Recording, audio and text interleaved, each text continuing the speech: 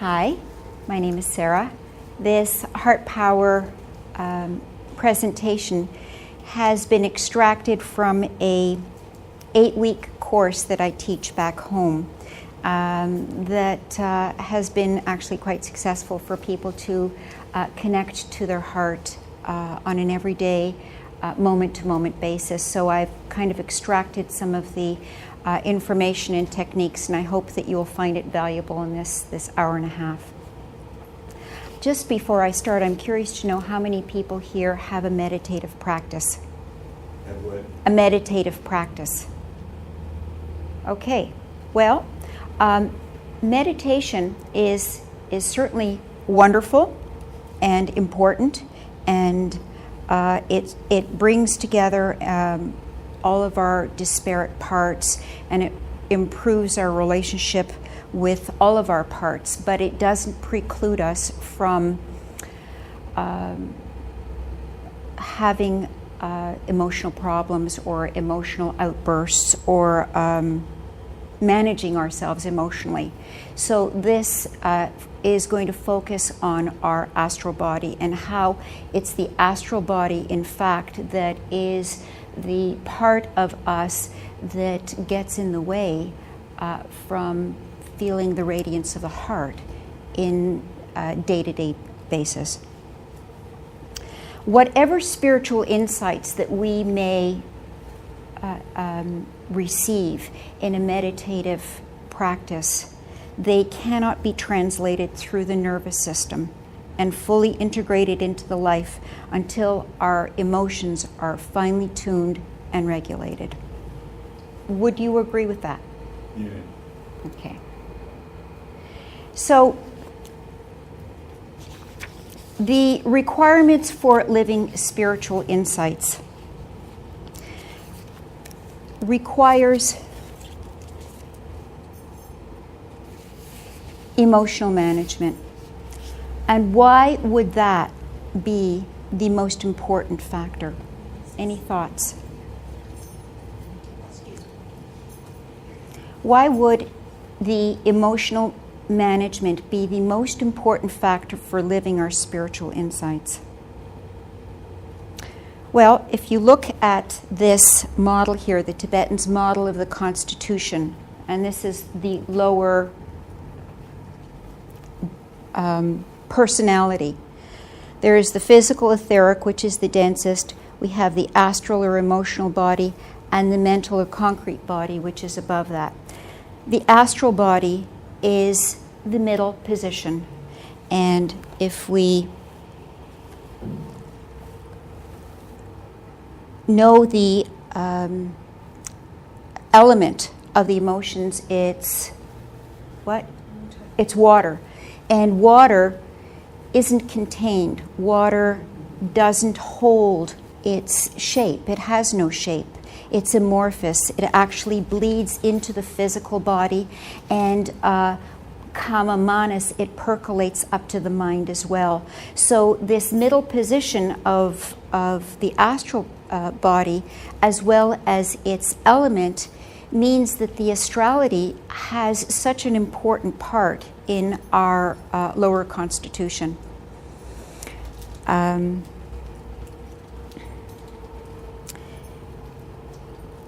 it doesn't take much to upset water, does it?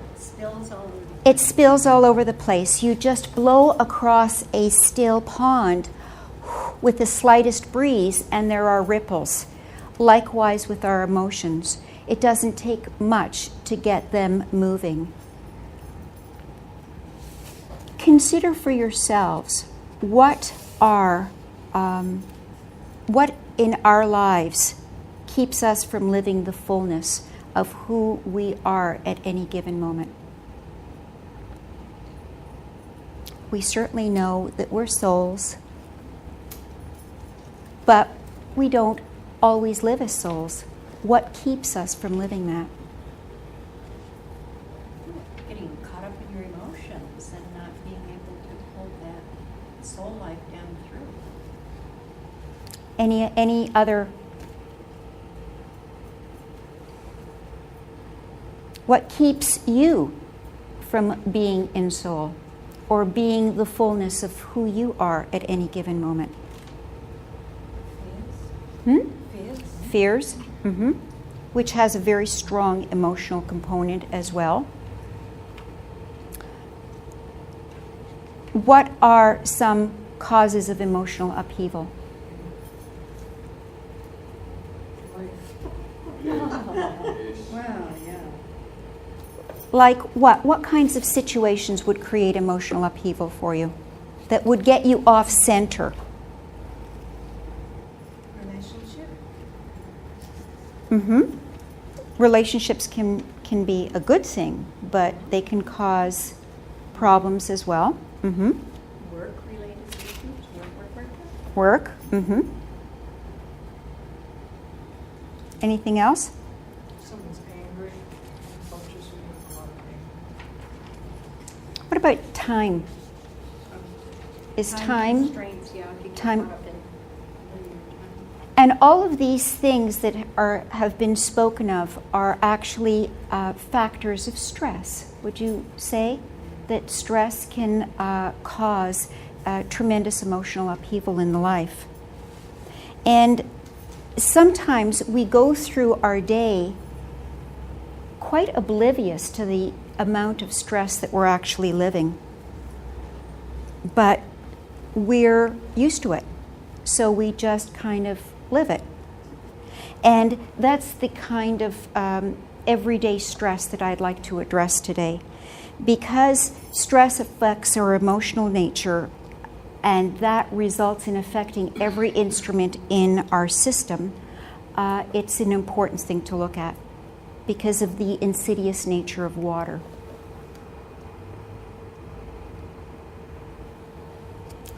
So, how can you tell that you're experiencing stress?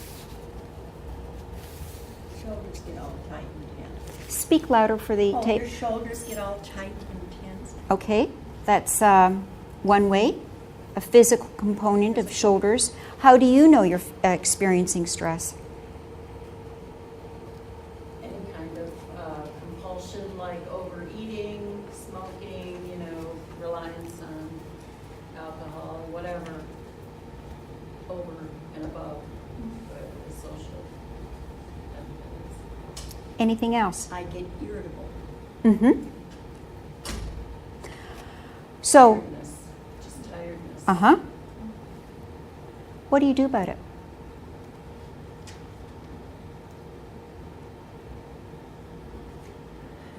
Get in a quiet place in nature. Breathe deeply. Relax. Take a little nap.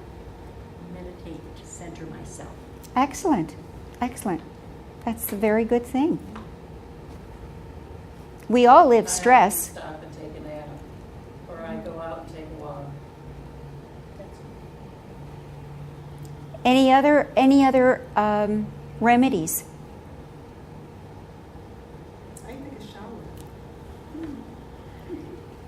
Are you always aware that you're experiencing stress? Usually. But I'm getting better. What are some of the stresses that you're aware of? Traffic. Southern California. Okay.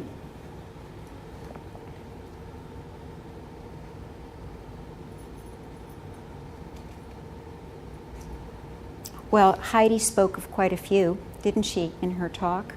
With a screaming kid, the kind of stress when she was trying to get a chai latte. That's major stress, right? So, what is stress? We all live it. It's a very common word. What is it? Blockage or excess astral flow. Either blockage to the astral flow or excess astral flow. So we know that stress definitely affects the astrality. But if you were going to give a definition of stress, It's almost like anything that puts us out of our own personal comfort zone. Anything. And so what's stressful for someone else might not be for me, but what is for me might not be for anyone else. Excellent, yes. And here's one definition here. It is the inability to cope with a threat, real or imagined, that results in a series of adaptations in our vehicles. An important statement here. Stress doesn't happen to us. So as you mentioned, stress, potential stress is all around us always. It's how we deal with it that makes the difference. We all live stress all the time. And sometimes stress is a very good thing. It creates a point of tension. And a point of tension, if you consider a stringed instrument, if there isn't tension on a string, it won't play. If it's too tight, there's strain or it will break.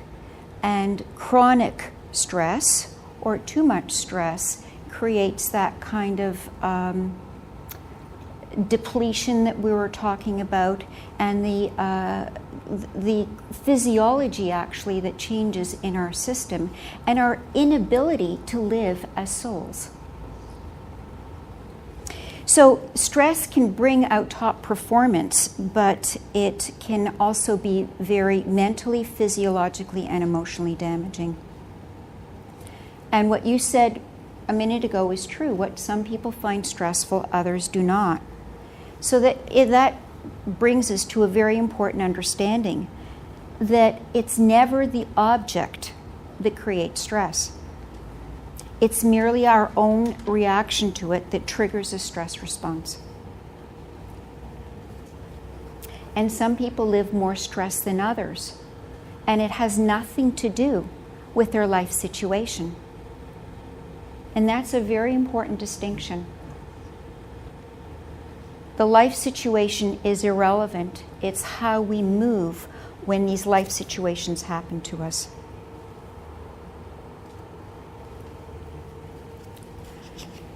Stress is much more dangerous than we thought. And we know now that the body's stress response encompasses more than 1,400 known physical and chemical reactions in over 30 different hormones and neurotransmitters. That's pretty significant. It's probably the most draining and depleting of all reactions in the body. And it's a very dangerous way to live. Why? Because stress doesn't move through us like a fleeting mood. It grips us and it doesn't let go. And it changes our physiology, it alters our health, and it has negative and harmful effects on people all around us. And most importantly, it keeps us from actually living who we are. So when we try to connect to being that radiant heart and soul that we know that we are, if we're feeling stress and stressed out, it feels like a million miles away.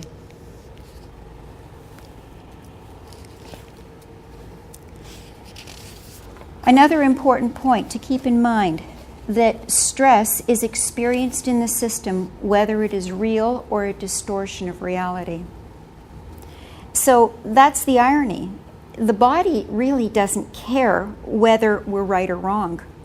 We can be completely justified in being angry because somebody cut us off and we almost had a car accident on the way to work. And we tell ourselves that anger is a healthy response. But nevertheless, the system goes through the same physiological negative effects than whether or not it was real or it wasn't. It matters little to the body. So stress is never about the event, but rather how we respond to it. It's our perceptions to the event. The common experience for most of us is that we live stress at a subliminal level all the time. And the kind of stress that I'm speaking of is not the kind of big stuff like divorce or death or a major tragedy like a job loss. It's the everyday little stresses that just keep accumulating and they go unnoticed. And it's not the big one experiences that causes damage, but rather an accumulation of life's daily stresses that often go unnoticed. And there are a few phrases that people have that are a dead giveaway. I've learned to live with stress. I need stress to work better. Stress is not really part of my life. I just deal with things as they come my way.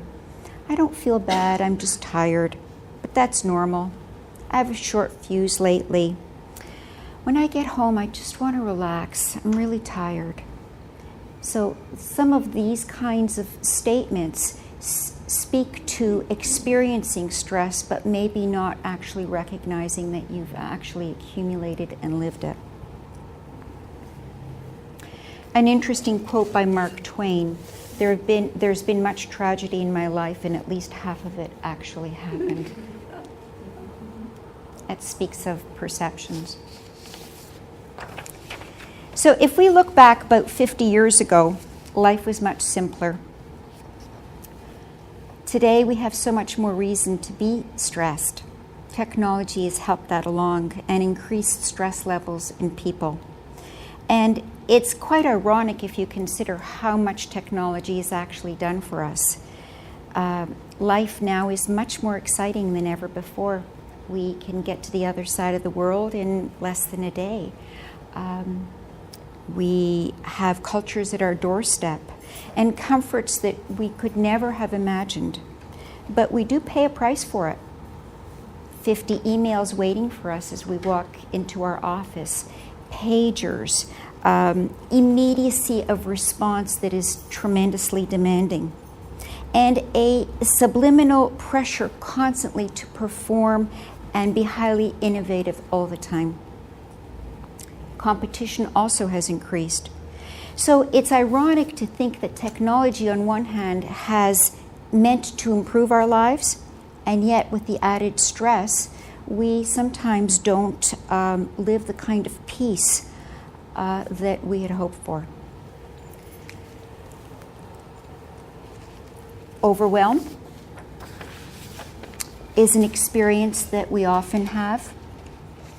We feel overextended. It's a common occurrence because too much happens too fast. Everything has to be done right now. So we work faster. We get interrupted more often. And that means that we have to constantly shift our focus. We make more mistakes. And when all of this is happening, then our emotional reactivity and our irritability starts to speed up as well. And so then we experience anger or resentment. And it's very hard to drop an angry reaction and shift out of a depressed mood or stop a spell of anxiety from overtaking us. And it's interesting that life situations consistently put us into a multitasking place. So, just consider for a moment, what's multitasking about? Where is the consciousness when you multitask? Is it? If you're doing 3 or 4 things at one time, where is the consciousness? It's not. It's not.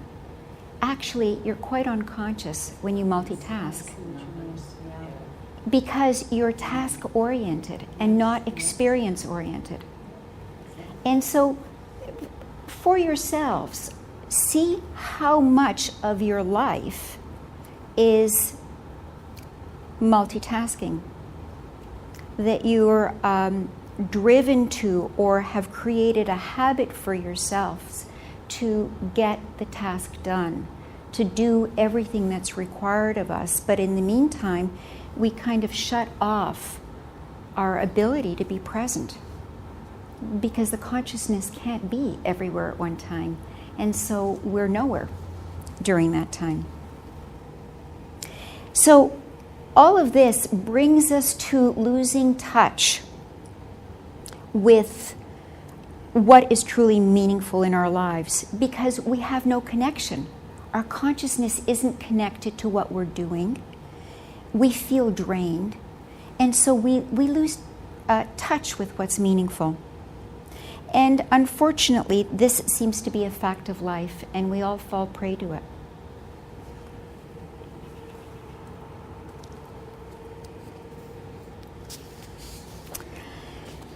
It's interesting that science is revealing what esotericists have known all along, that love is not just a religious concept or an emotion, but a coherent force needed to facilitate harmony and healing.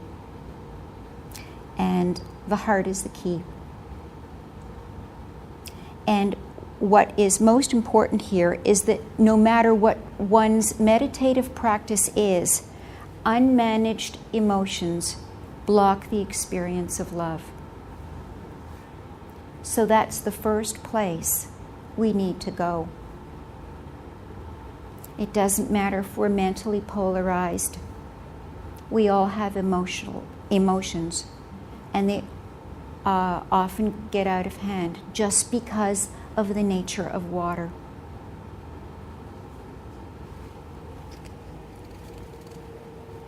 Any comments, questions, thoughts?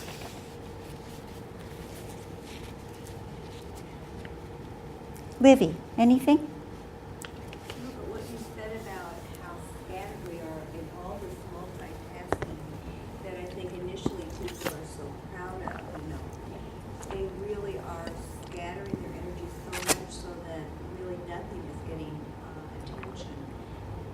And it's, the best gift we can give someone is our full attention. It is the greatest present. And when you're talking to somebody on the phone and you hear them sign on their computer and, they're doing some other, you just know it's almost like being at a cocktail party and they're talking to you, but they're really looking over their shoulder to see who else might be more interesting or engaging. Yeah, that's so true. It's quite a gift that we can give to a person as well as to a task, because what it does, it creates a sense of presence with whatever we're doing. That we can't really, what is the goal? Is the goal to be task-oriented or experience-oriented? And if we're meeting a person as a task because we want to finish with them and move on to someone else, the other person senses it. They know it because your lack of presence has been so obvious. So that's definitely an important thing to keep in mind. Anything else? So what is spiritual maturity? Spiritual maturity is reflected in the ability to recognize when you are draining your energy through negative emotions, and the ability in the moment to change that to a more positive asana. Now, do you know what I mean by asana in this context? Asana being posture or attitude. So having a more positive attitude. Sometimes we so get into feeling angry or feeling justified because we feel pissed off or something that we don't actually want to let go of that negative emotion. And so it then goes and poisons the rest of our system. Because it does. Because what it does is, and I will show you in a minute or so with a slide, that it creates an incoherent signal. It actually cuts off the ability to think clearly in the mind. And it also changes our physiology as well. So what is the requirement for being able to change that feeling of being off center or of feeling negativity in the system, you need the observer. How many people have worked with the observer and know what I mean? All right, let's just review. The observer is a part of yourself that watches you in action. Don't mistake the observer for the critic. The critic we all have that comes out all too often within us. This is the part of us that is just simply a silent witness and sees the big picture. The critic always makes comment and will bring the truth, but will bring it in a qualified way. It will give opinion. It will bring sarcasm. It will undermine. And that's not the role of the observer. So then, when we use the observer, we can see immediately in every life situation when we're off center. That's so important, and it's a tool that we have all the time with us. All you need to say is, observer, be with me. And if you're not used to working with the observer, then begin simply with when you're by yourself, brushing your teeth or making dinner or washing the dishes. Have part of you watch yourself in action, and then bring it into your life when you're in interaction with somebody else. And ultimately, you can bring it in when you're in an uncomfortable situation with someone else or in a confrontation, so that you don't overreact, so that you don't say things you don't mean, or the emotions don't get out of control. It's just so amazing, the ability that having that observer extracts you from being so involved in the situation that you can see it for what it is, and it gives you some breathing space. It gives you an arm's length perspective of what's going on.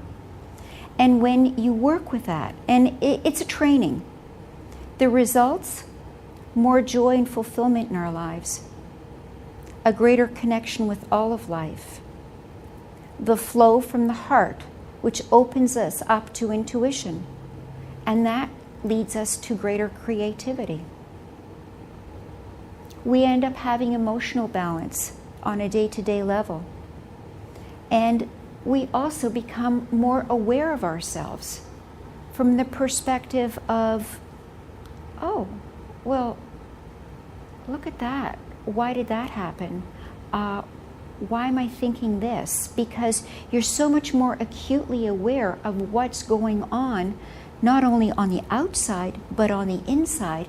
You begin to see patterns of behavior and things that actually trigger certain patterns. And then when you become aware of them, you can change them. You can't change anything that you're not aware of. You need to be aware of it first, and the observer helps you bring that about.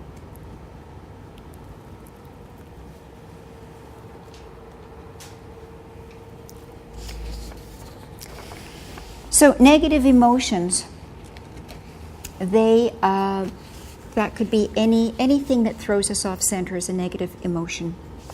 Anything that takes us away from being our authentic self, creates separation from that, is a negative emotion. And it's just so tempting sometimes when we vent and we actually tell an angry story. We have an uncomfortable happening with someone, and you can't wait to share it with someone. Like, something uncomfortable has happened for me, and my husband comes home from work, and we're sitting at the dinner table, and I'll talk to him about it. And with the observer, I've come to realize that as I get into it and I relay the story, I have the same physiological response in my system. The heart starts to pound, I get emotional, and I'm in the same space that I was when it happened. So, letting off steam momentarily, does it do more damage? Absolutely. So this getting into how you felt and repeating the scenario time and time again is actually a very damaging thing that we do to ourselves. Venting usually keeps recharging the negative side of things, and actually begins the whole distortion process. Because every time you repeat it, it grows. The story starts to grow, and is not the way it originally was. And then, of course, you continually feed yourself the negativity. When one person manages their emotions and deflects the momentum of negativity, not only you benefit, but everybody around you benefits. I think of all the times that my husband sat and listened to my negative rantings. It had to spew on him. He had to have been touched by that negativity as well. He can't go unscathed. So we have to be really careful about what we put out and how we do that, and what the purpose is. And certainly, we know very well that if a person who's negative walks into a room, it doesn't take long before you recognize that, and you either walk around eggshells or you avoid that person because you don't want to kind of catch that negative bug. And when somebody positive walks into a room, you actually are attracted to them. You gravitate to them because of the aura that they carry. And that has so much to do with the way we observe ourselves from the inside and staying heart-centered. Any other examples that you can think of?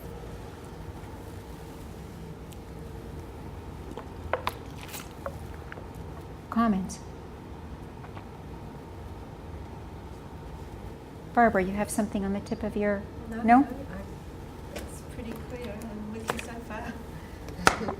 Yeah, there's nothing too complicated here, but sharing stories is also, it's good for everybody. I'd like to make a comment. And Sure. I know I didn't show up here for absolutely no reason, this particular workshop, but I'm a counselor and I work with sex offenders, and I've had some rather challenging clients, okay? Last night I blew it because I was not coming from this heart center. All kinds of negative emotions, yeah. We all go there from time to time. Yeah, we do. Should have called on the observer. Well, that's certainly one quick way. There are a few more that I will share with you. Scientific research in the last 15 years through one of the organizations, HeartMath. I don't know if any of you have heard of that organization in Colorado Springs, California. It's in California anyway. I think it's called something. Anyway, they've proven that the heart is very much connected to why we respond to stress the way we do. What they've proven is that the heart responds to, in its own way, to the brain. The heart sends messages back to the brain, and these messages from the heart can actually influence a person's behavior. And that the heart beats an intelligent language that influences how we perceive and react to the world. The bottom line here is that the heart has everything to do with how much stress we live and how we handle stress in our lives. So it's really good to know that more than just believe it. Now science has actually proven it.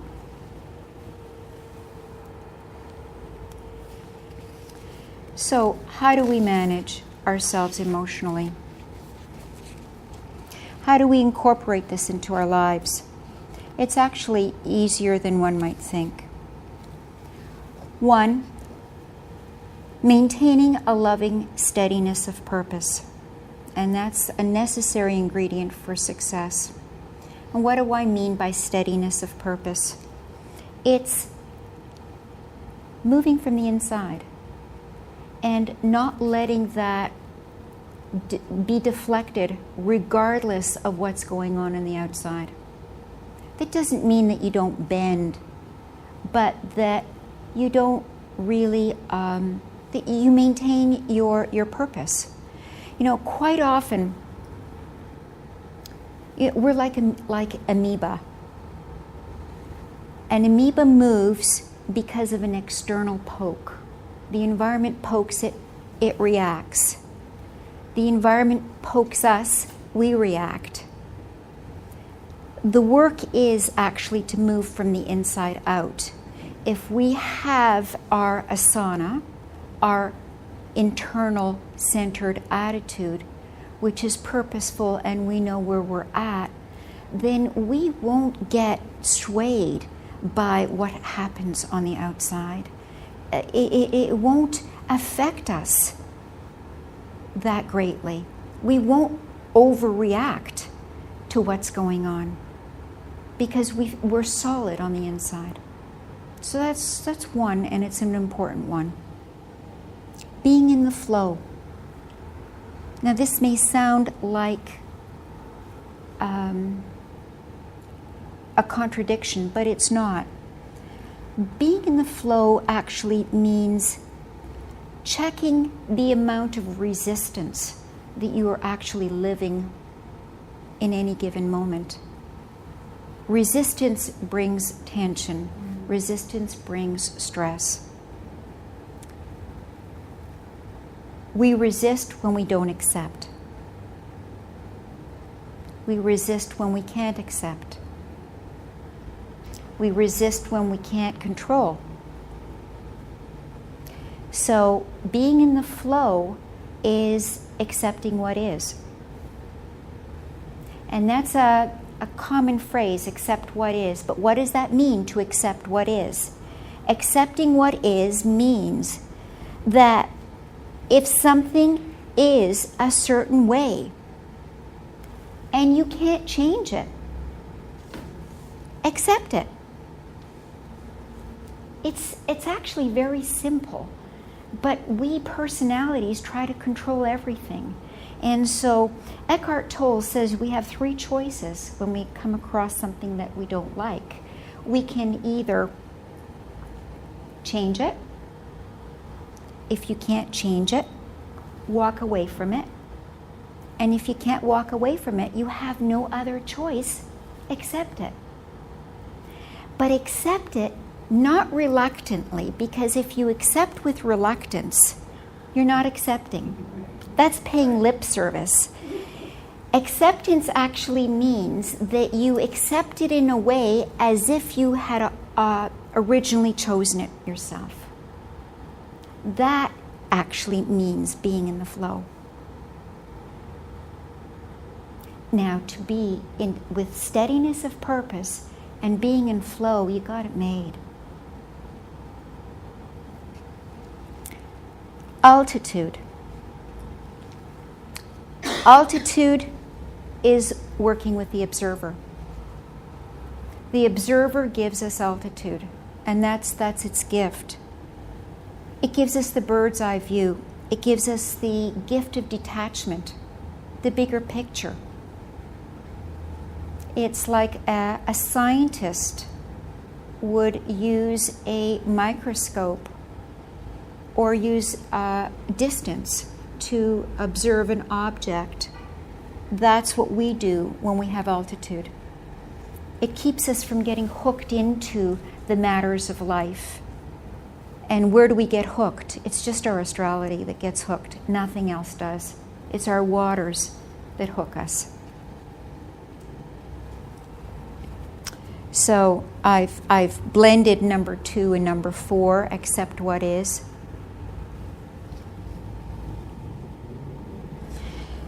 So, why do we have emotions?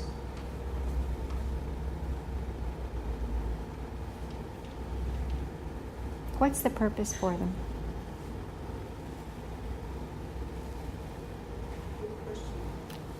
great question. Because lately, the more and more I sensed that I needed to get detached, I thought then, where's the passion and where's the joy in life? If I'm totally detached, I feel like a walking zombie at times now. I don't cry over much, I don't, laugh over much, and I'm wondering, this was going to be my question here.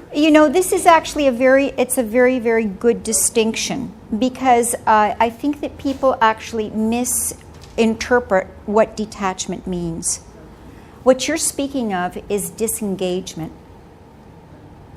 And the work is not to disengage from life. It's not to disengage from our emotions. If they're really difficult to handle, maybe that's the only way that you can handle it, by disengaging. But actually the work is to not be hooked. When we're not hooked, we are detached.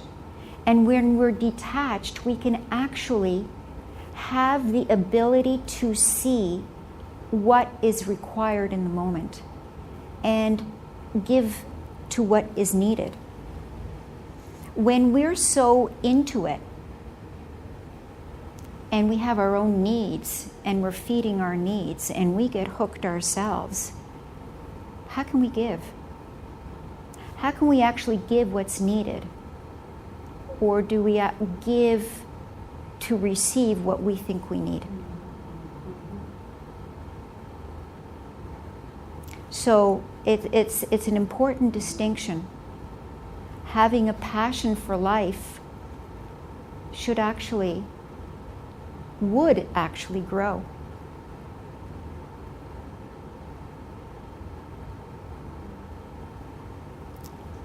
Check yourself to see if it's the disengagement process that you're doing so that you don't involve yourself, or if it's actually detachment.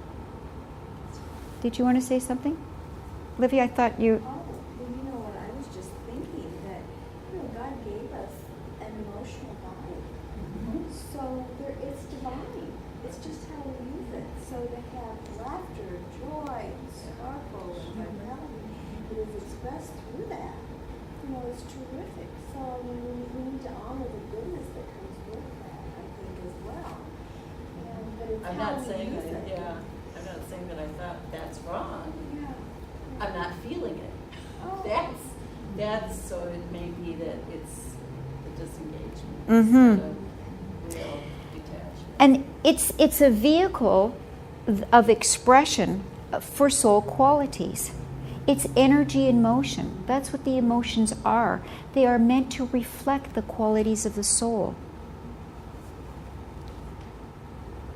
And when it is a true reflection, then we do experience joy. And what is joy if not an internal happening that externalizes? It's not something we get from the outside. It's an inside-out experience that's expressed through our astrality. And it's catchy. Joy radiates and other people benefit from it. So this is a very good thing. The astral body it's gotten a bad rap for good reason, because it can be a very poisonous environment if not managed. But at the same time, it is the body that the Tibetan says is the first vehicle that soul makes contact through. And so soul qualities are experienced and felt through our astrality and are shared with the world through our astrality first. And that's how we greet people first, is our astrality. It's our astral bodies that hits them first before our mental body does and before our physical body does. It extends much further than any other part of us. So it might as well be pretty clean.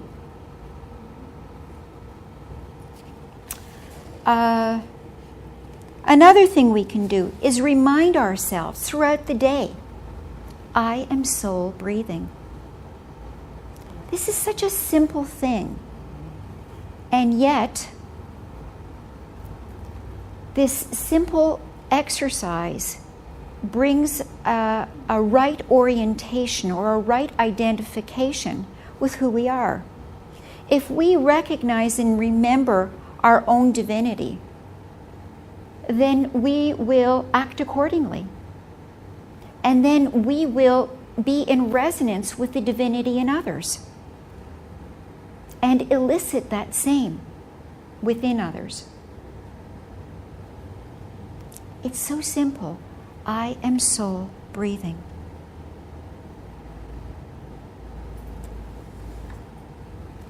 Taking a conscious breath. I am sure that you've heard count when you're upset, count to 10, right? It's kind of everybody's heard that. Why? What's the purpose of that? Count to 10. Not react immediately. Gives you time to collect yourself, to collect your energies, to kind of do this to them so that they don't jump out and attack someone, right?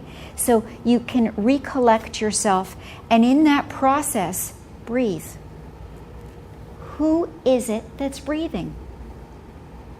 Soul breathes. So by a conscious breath, it is soul breathing.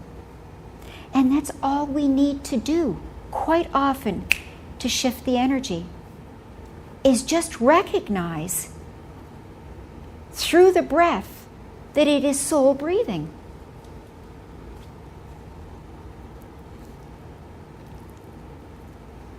And lastly, connect with the heart and feel positive qualities, which we'll do a few exercises with.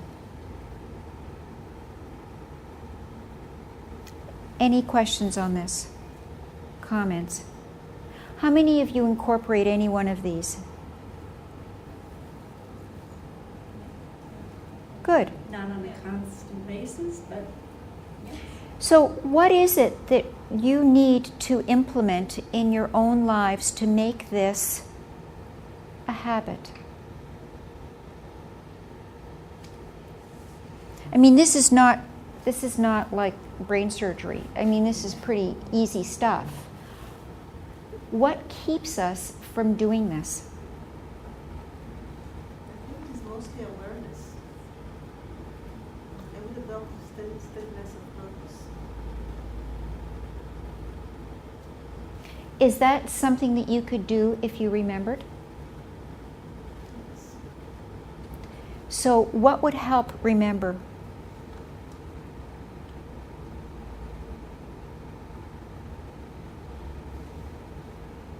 Practice. yeah, That's all. creating this new pattern Yeah. and continuing to practice it. And it's like the observer. Some people actually have it down pat, and they live with it all the time. It's just something that they know how to do. Perhaps they actually brought it in with them from past incarnation, and they just have it. Other people are in training. But it is something that any new good habit requires reminders and requires a training process. And whatever you can do for yourself to help you remember, to trigger that within yourself, is the work.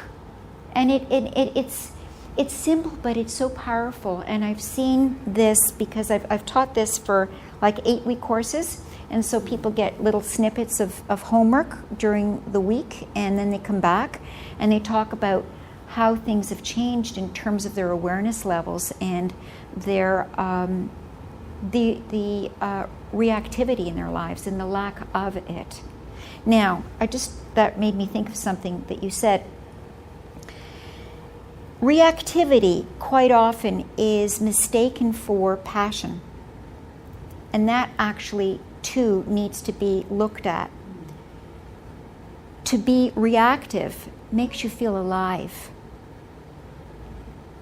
And when that actually gets lost, you somehow, if it's been part of your life for a while, you pine for that because it was so invigorating in a sense. It was so vital because it engaged your vitality as well, your etheric body. So be aware of that as well. Okay, I mean that when you let go of that, that's a good thing. You know, to learn to respond rather than to react is a whole different use of the astrality. And if you're used to reacting, you may miss the other. Okay?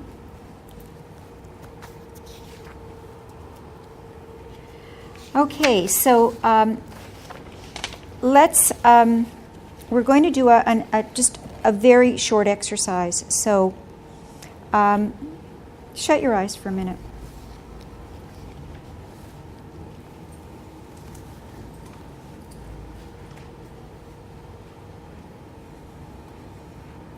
And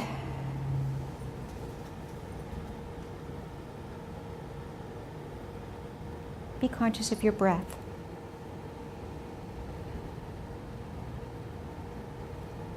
And go to the heart. Breathe into the heart for at least 30 seconds. In and out, pretending that there are two nostrils in the heart.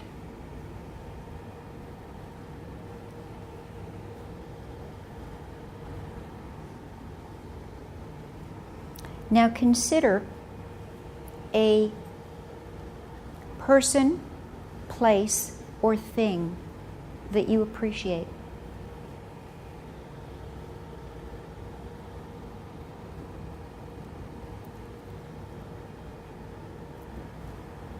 And begin to feel appreciation.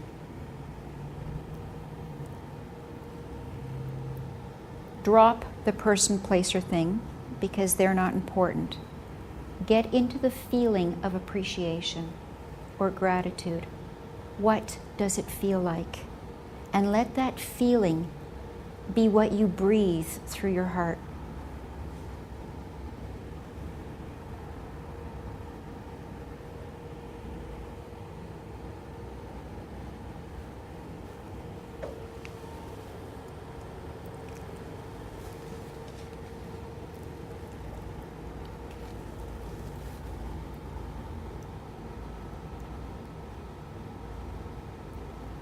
Okay, open your eyes. Feedback. How many people could feel appreciation? Some people actually have trouble feeling appreciation because it becomes a thought form. They get hooked into who they appreciate.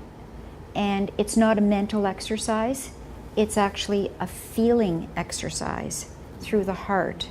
So you all felt appreciation. Did it make any difference in the system that you could articulate? I felt warmer. I was feeling cold and relaxed and joyful. Good. Anything for you that you? Peaceful and like my heart was Open? open wide. Mm-hmm. Good. For you? I think I felt like I was smiling for the first time. I've heard that before. Yes. Yeah. Like. I mean, I don't know if I was, but I Mhm. felt like I was. Mm-hmm. Cool. Great. Barbara? Yeah, just a sort of outward going energy, and a love energy.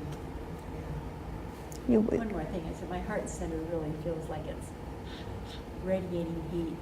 It's great. Excellent. For you, Libby? There's two in this.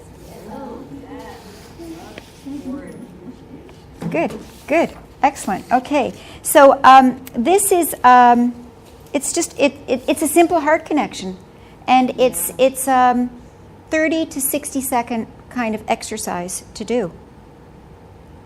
The reason appreciation or gratitude was chosen because it is the easiest soul quality that we can connect to. Love is too ambiguous. It's too big. If you can work with it, that's great.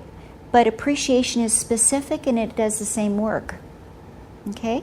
So that's something you can do. It gets you into a zone.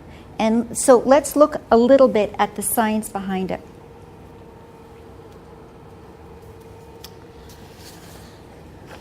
The science behind this started in the 17th century when a European inventor invented the pendulum clock. And he noticed one day that all the clocks in the studio were swinging in unison, although they really hadn't started that way. So he started the pendulums again, swinging differently and breaking the synchronized rhythm. The next day he walked in and they were all in rhythm again. Although he couldn't figure it out, science later did. The largest pendulum, the one with the strongest rhythm, pulled all of the other ones into sync with it. We call this entrainment in nature, and that's why you can see this phenomenon with schools of fish, with flocks of birds. And in the human system, it's the heart that's the strongest oscillator, and it's equivalent to the largest pendulum in the inventor's studio. And the whole body, the rest of the body, can be pulled into entrainment with the heart's rhythms, if we give it a chance.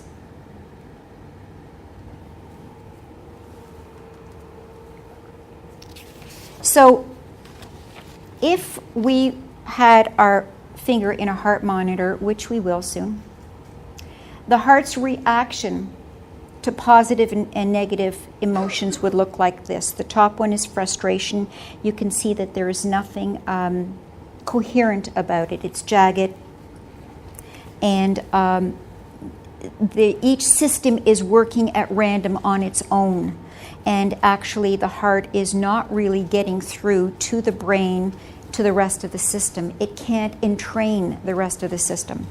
When appreciation is brought into the picture, you can see that the waves look different. And this is called the heart rate variability pattern, or HRV. And what it is, it's defined as the measurement of the beat-to-beat changes in the heart rate. And you can see that each one is different because each one has its own very particular language that it puts out. But it's the average, because the time interval in the heart is always changing. And it's very normal for the heart rate to vary. And it varies even when we're asleep. So the biological system works far more efficiently when it's in entrainment than when it's not. And we think better and we feel better. These changing heart rhythms are remarkably responsive to our thoughts and feelings. So you can see that this 1-minute exercise that you did changed the way you felt, because you input something specific into the heart. And the heart responded immediately because it wants to. That's what it wants to do if it's given the opportunity. The experience of negative emotions such as anger and frustration creates increased disorder and incoherence in the heart's rhythms and the autonomic nervous system, and thereby it affects the whole body. Positive emotions such as love, care, appreciation, tenderness, they create harmony and coherence in the heart's rhythm, and they balance the nervous system as well. So the HRV can be looked at as an important measurement as to how we are balancing our lives, both mentally and emotionally. So this is a very scientific way of becoming heart-centered. Yeah. HRV, what was that? Heart rate variability. Variability. Mm-hmm. So here we can see the idealized electromagnetic field of the heart. This is the potential of what we can create through our heart field. And it has been measured 8 to 10 feet away from the body. Not only do you function better, but the heart field permeates all that it touches. So, what does soul in action mean? It simply means living in and through the heart. Very simple. It's a very practical approach to living in the heart. So now, what I'd like to do is do a exercise.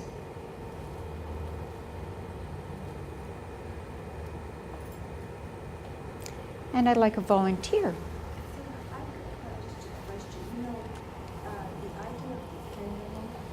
Could you talk louder for there? Yeah, the idea of the pendulum and getting the heart rhythm of many clocks in effect to move that way. Just before we came in, Lena gave me a hug, and she asked, "Could I give you a hug?" And I said, "Oh, I would love it." So she gave me a hug.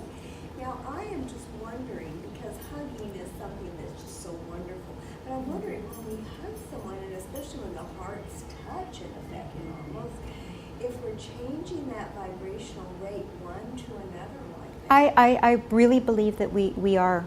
Because we are, if we're affected by somebody who walks in a room with a positive or a negative vibration, why wouldn't a hug with the intention, with whatever intention we have, be transmitted? Because it's so permeable. It would be interesting because this can be proven scientifically, Mhm. so it'd be so interesting to see, what the effect of that was. Mm-hmm. Mm-hmm. Who would like to volunteer to just do the heart monitor and see how we can get into the zone?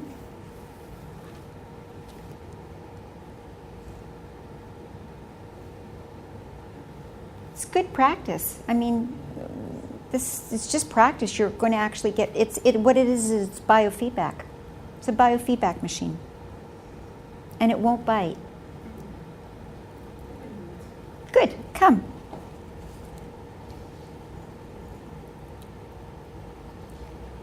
Have a seat. Forefinger, just slip it through there. Good. And just keep that hand still. All right. So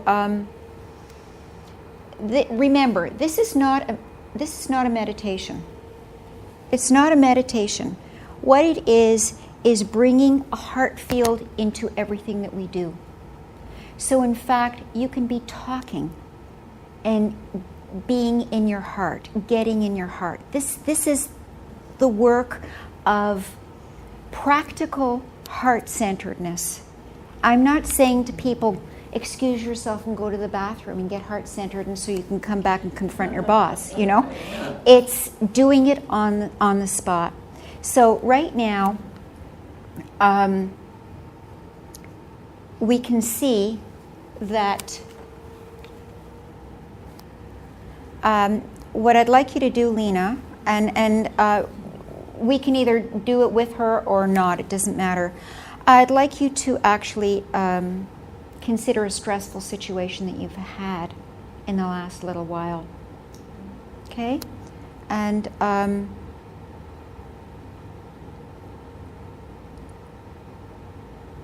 let's just see what this looks like. So this is not too unlike the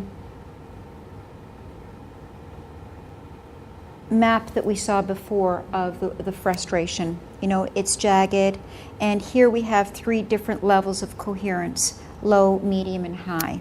Okay? So now what this registers, and you might want to actually try on your own first with your eyes closed so that you can just get into it, is close your eyes. And when we're stressed, the racing mind is going on. So the racing mind is going on. So bring your attention to your heart. And breathe fully and deeply. And these, now what the machine picks up is the fullness of your breath, because the fuller you breathe, the slower and more in sync all of your systems are going to be to the heart.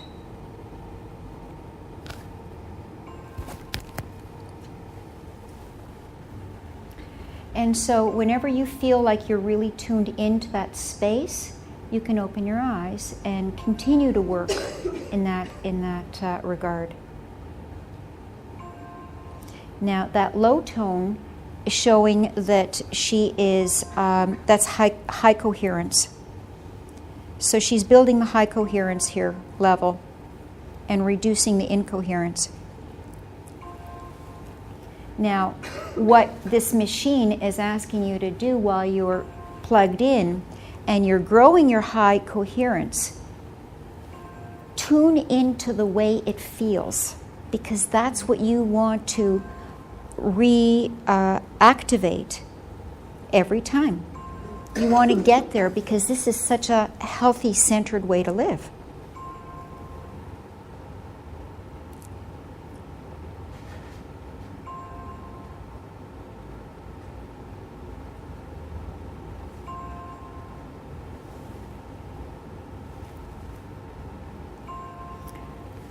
Okay, so let's just stop it and have a look.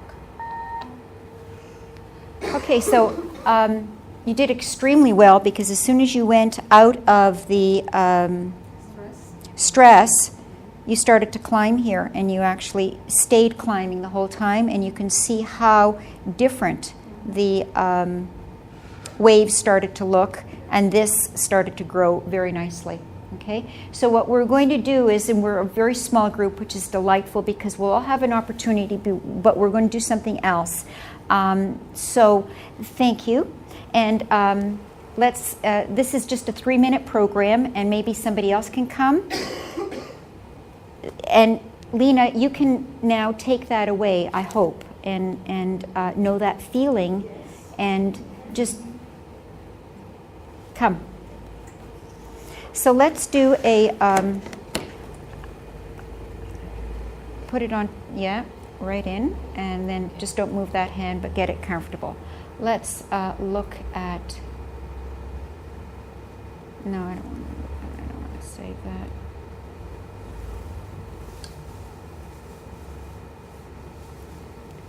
Okay, this is a 3-minute program. This is just taking data from you. This is a black and white meadow, and the more coherent you become, you're going to paint the meadow and it will be colored. Okay? So imagine painting it with your heart. As you breathe, you don't have to. You can imagine it. You can keep your eyes open or closed. If it's easier to keep it closed, just to get into that space first, go ahead. So you are now breathing through your heart, pretending that there are 2 nostrils there, breathing a full breath in and out, and feeling appreciation in every part of you as you breathe it in and out.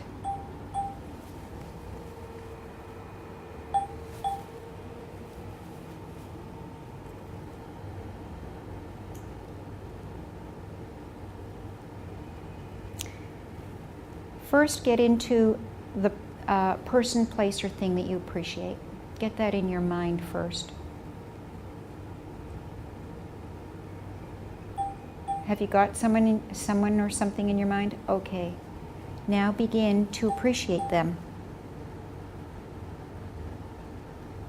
And send them appreciation. And send it through the heart. Fully and deeply. Slowing your breath down. The rhythm of the breath slows.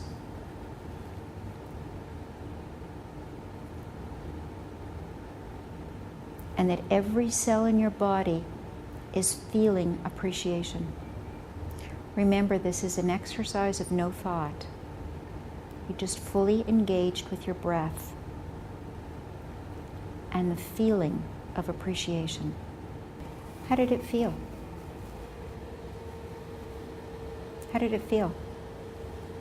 It takes me a long time to come. Were you Down. feeling anxious? Yeah, I think so. Mm-hmm. This showed that you were.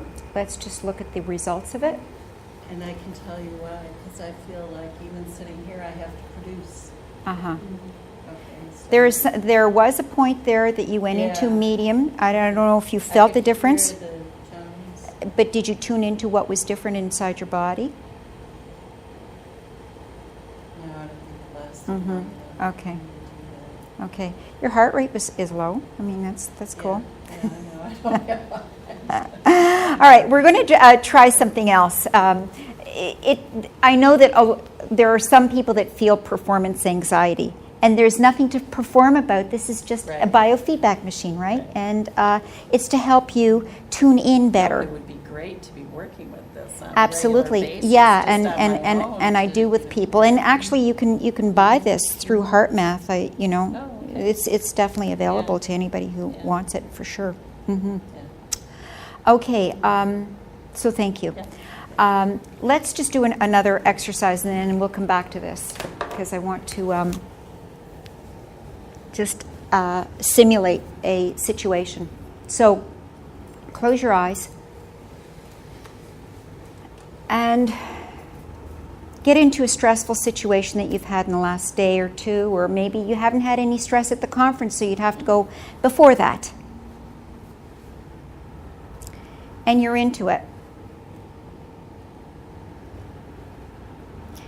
And this is contrived, of course, but of course you need the observer to recognize that you are in a stressful situation. So, observer sees that you are, and that you're really in your head, and that maybe there's a little bit of palpitation going on in the heart or whatever, the heart's racing. Step into the heart.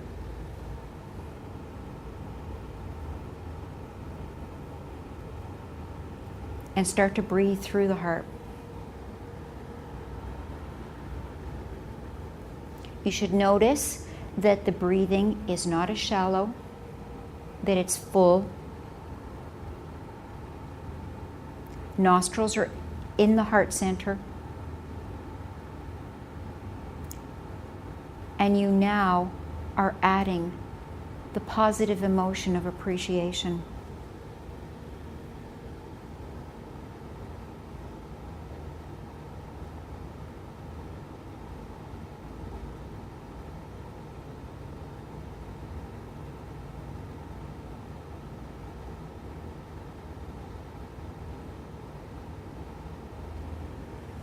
Now, from this place, from this centered, heartfelt place, ask your heart about that stressful situation. And how would the heart respond to it? And stay really quiet and let the heart give you an answer, or not. But just stay open to whatever you receive.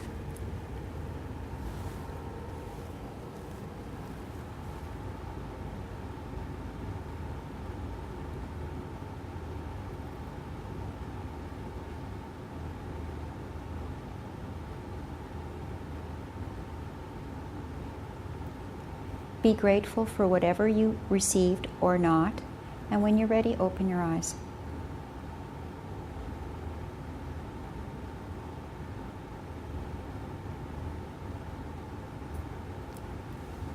Was there a difference?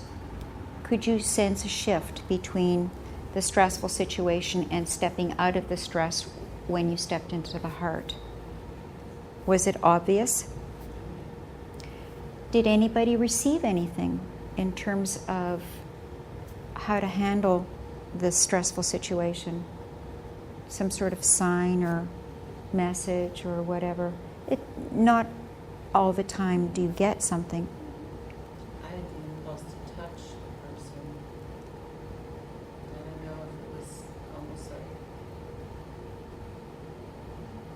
connecting us or regrounding me or what it was. nice, but all of a sudden I felt that if I did that, it would diffuse, for me anyway. Mm-hmm. this Mm-hmm. situation. Mm-hmm. If we can step into checking in with the heart when we need guidance and trusting that whatever we need, we're going to get, because the heart understands. The heart understands. The head may know, but the heart understands. And because it understands, it has the big picture, and so it will give you a response that is appropriate, that will meet the need. And it may not be a head response at all. And when you're in your head, it's going to be a whole different story. We're going to move in a very different way. So once again, it's a retraining.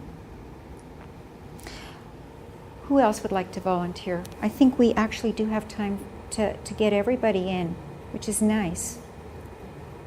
I'll volunteer. Come.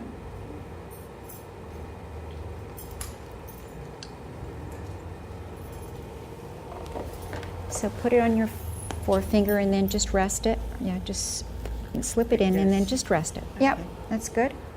And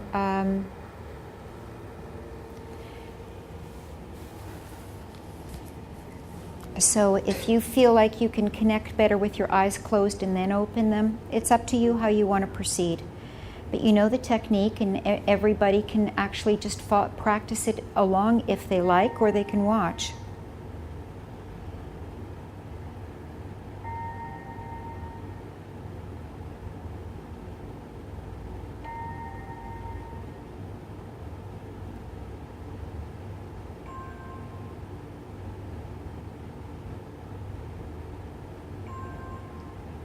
Think of the stressful situation.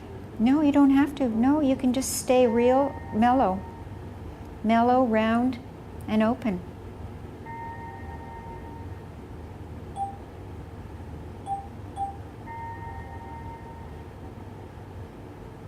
Remember to breathe fully.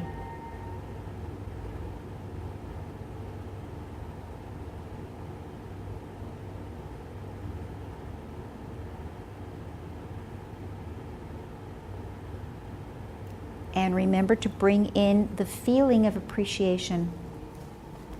If you find that you just kind of creep back into your head, go back to your heart and just breathe that feeling. That's what will open the heart. That's what will connect you.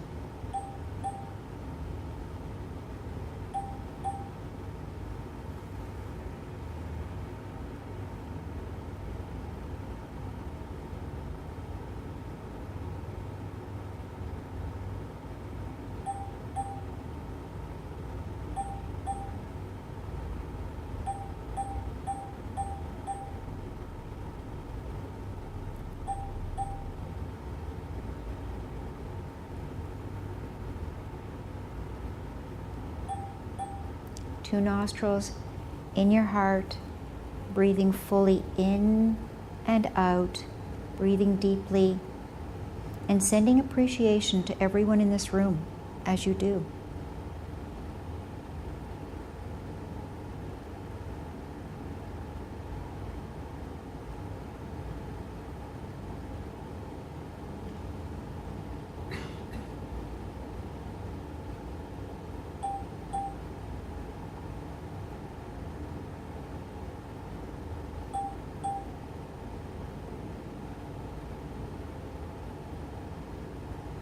And whenever you want to open your eyes and watch your progress, and still maintain a attitude of heartness.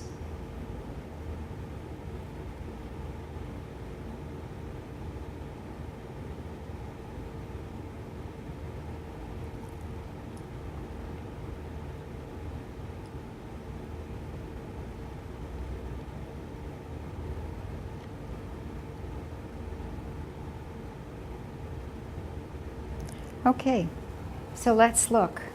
How did it feel for you? Off and on, feelings of gratitude, appreciation, occasional fear crept in.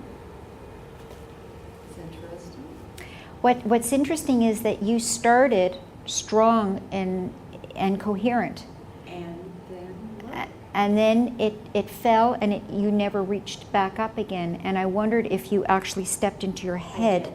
and you were processing. Yes. You see, this is not a head experience. If you are in your head, you're going to be like low coherence. If you're in your heart, you're going to be high coherence. That's the way it's measured. Interesting. I could feel it. I hooked into fear and went into my head. That was so interesting. Yes. Okay. Well, it's good that, but you knew how you started and that's what you. Yeah. Good, and you could actually get into it quite easily. So excellent. Who else?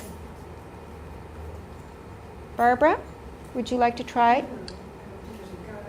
Okay. I think I'm quite adept at staying in my head, so I'll try not to. Yeah, esotericists all know the head very well. But I try not to. So which fingers? No. Oh, sorry. This one. Yeah, all the way. A little bit more. Other one. No, this is good. Just a This little is bit good. more. Okay. All right. Good. And just relax and start your breathing process.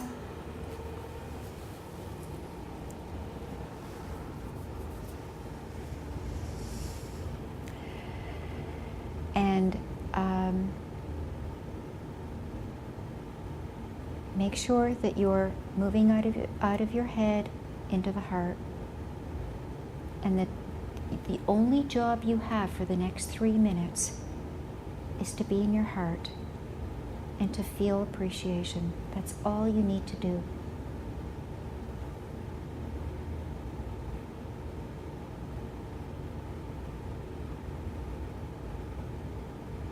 And one way to get out of any kind of any feeling of anxiety is that when we're feeling fear or anxious, we do shallow breathing. And we can countermand that by breathing fully, deeply.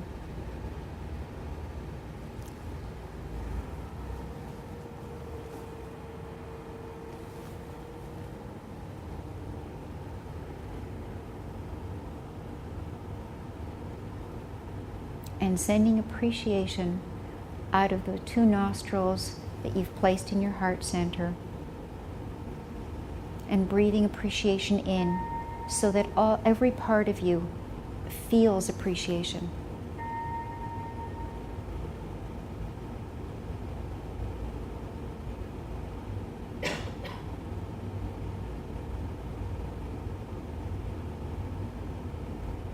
And if you find that you creep back up into your head, move back down into the heart and reconnect with the heart and the feeling of appreciation.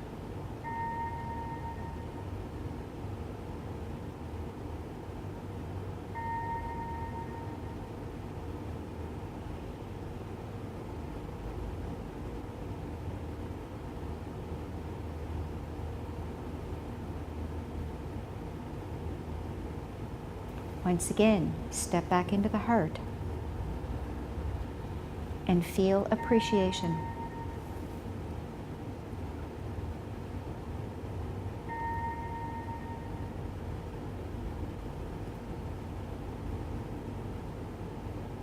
Back in the heart and feel appreciation. That's the only task before you.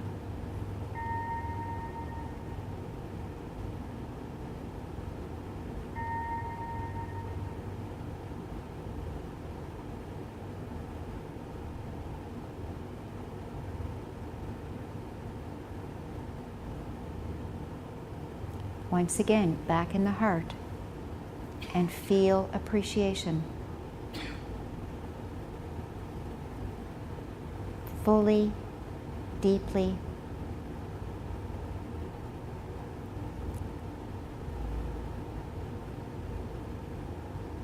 Your session has ended. Okay, so how did it feel? Yeah, I could feel when I was in the heart and when I wasn't. And I could, I think, focus back a little bit. Focus Every myself. time you did, we watched. right? I said, get back into the heart, automatic. It made a change. So what I'm hoping that this exercise does is it leaves you with that feeling so that you can create it yourself. Take a look at that. You see? The up and down. So it was a good exercise for you because you actually yo-yoed and you could actually feel the difference. Livy, do you want to try?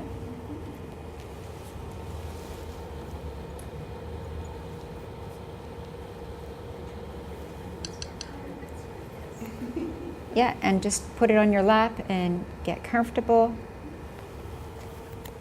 And last one.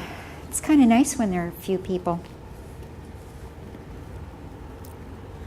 So you can start your process being in your heart and 2 nostrils there, fully breathing and feeling appreciation. Sending it out, breathing it in, being totally imbued by it.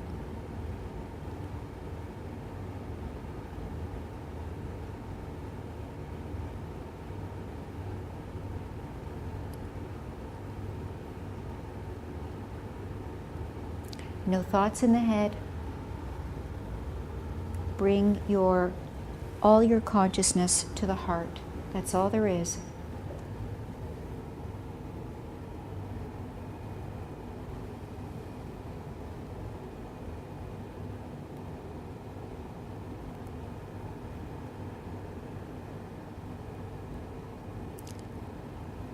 Breathing fully, deeply.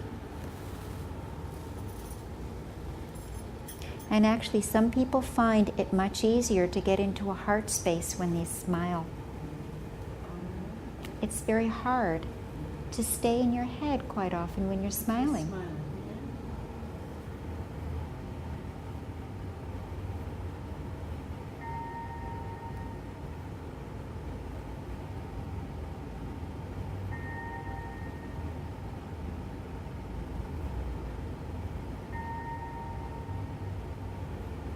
Whatever you're doing now, Livy, is working. So just tune into that and keep that up.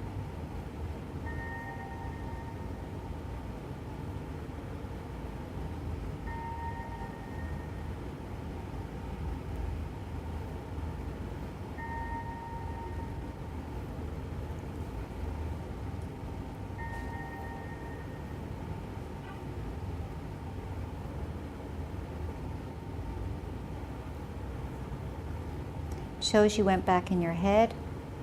So go back into your heart. Send me some appreciation, some gratitude, everybody in the room. Breathing deeply, fully, slowly, measuredly, rhythmically. That's it. That's good.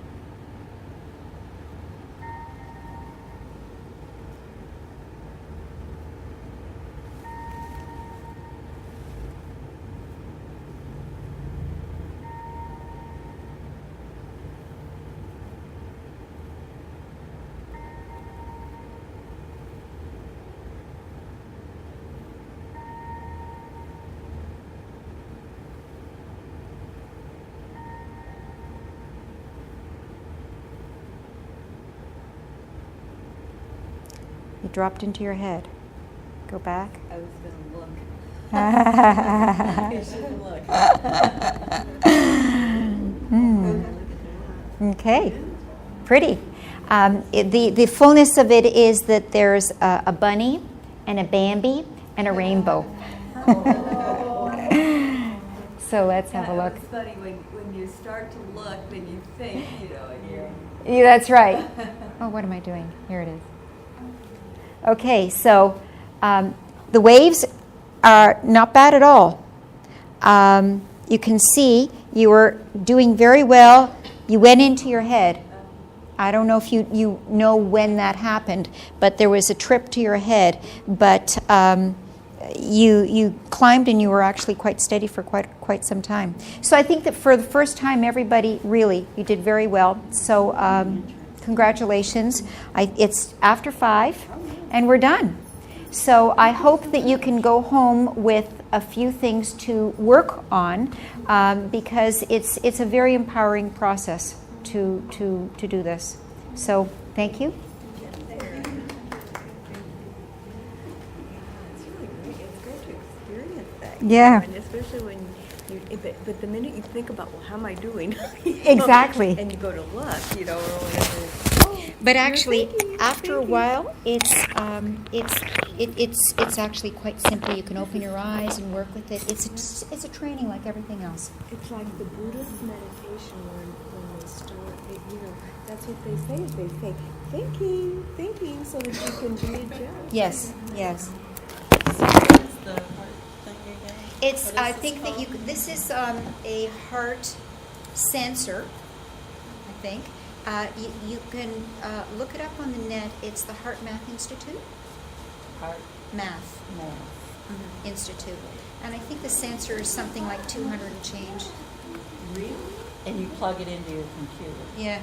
Okay. Yeah, and it comes with a software program. You're Oh, welcome. very easy, very Good, cool. good. Okay, you're welcome. Is it heartmath.com? Probably, but if you put down with Google Heart Math, you'll get it. Would you mind if I use this technique with the client? I would.